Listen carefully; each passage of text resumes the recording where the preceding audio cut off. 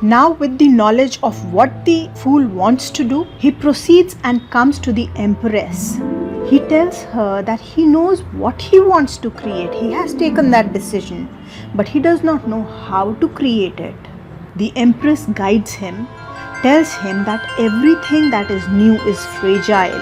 And when you create something new, then you need to nurture it, care for it, look after its needs, give it time and patience. Give it love and attention. Give it the love of a mother. The Empress is the mother archetype. She is the creator of life, the womb where a new idea or new life grows till it reaches maturity. This is why it symbolizes growth, and it connects to the number 3 of the minor arcana. The Empress is all about mothering, nourishment, providing nourishment, nurturance, care, abundance.